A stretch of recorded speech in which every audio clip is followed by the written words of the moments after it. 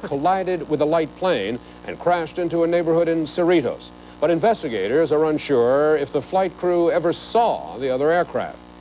Steve Lentz reports.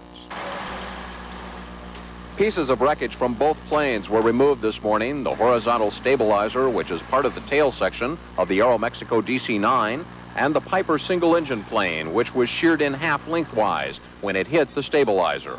The National Transportation Safety Board is moving the parts to Long Beach Airport for further study, but at a news conference this afternoon, it was disclosed an air traffic controller made a routine warning to the Aeromexico jet of another plane in the controlled airspace to the left of the jet's pilot.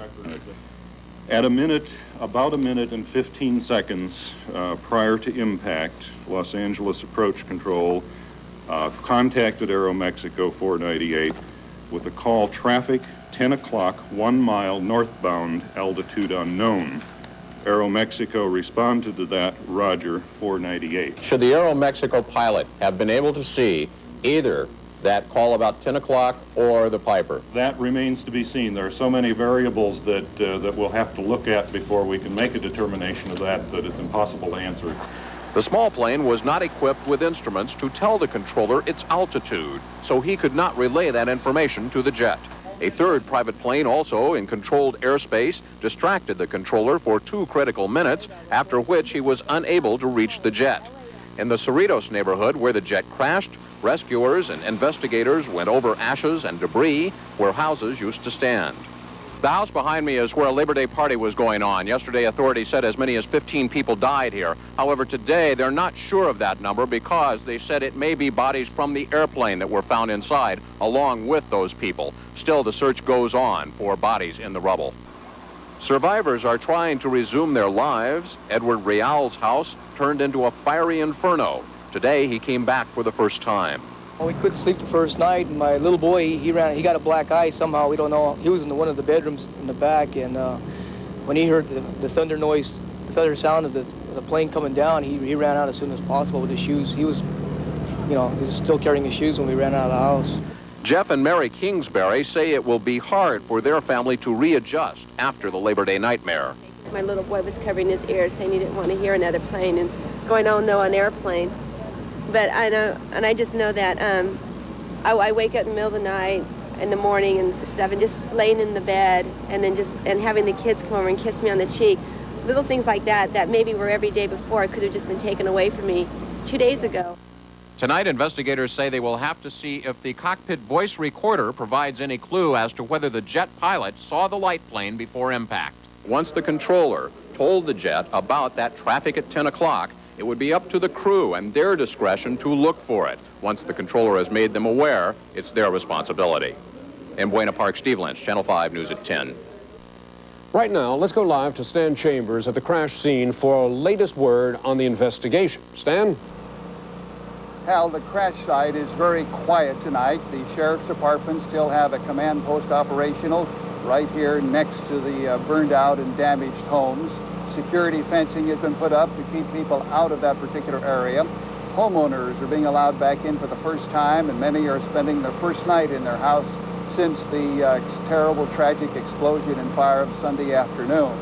The Red Cross has closed its evacuation center at nearby Cerritos High School, so it's very quiet here at the crash site. There were reports earlier today that the 2 bars of low-grade uranium were found in the wreckage, and reports were that they were used as counterbalancing on that DC-9. Well, at another news conference tonight, the National Transportation Safety Board member, Dr. John Lauber, clarified those reports. There is absolutely no indication on the basis of the cargo manifest on the airplane that there was any hazardous material, including any kind of radioactive material, uranium, or anything else.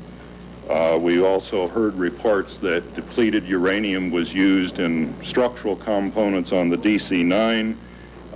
For those of you who heard specifics, the contention was that those were made of, that the counterbalances or balances used on certain control surfaces were made of depleted uranium. They are in fact made of tungsten.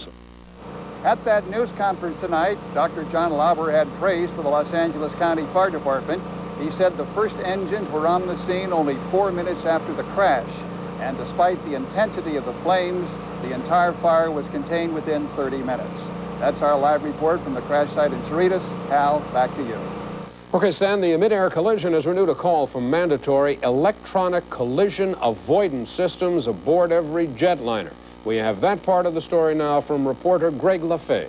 Collision warning computers are already working at every major airport. The system sounds a warning when two craft are at similar altitudes and less than 30 seconds apart. The skies over Southern California are among the nation's busiest. Here, as much as anywhere, pilots say they need more sophisticated guidance systems. With 4 major airports and 4 satellite airports, the air becomes more and more congested, closer to the airports. Thus the need for tighter and tighter restrictions, particularly when mixing private and commercial aircraft.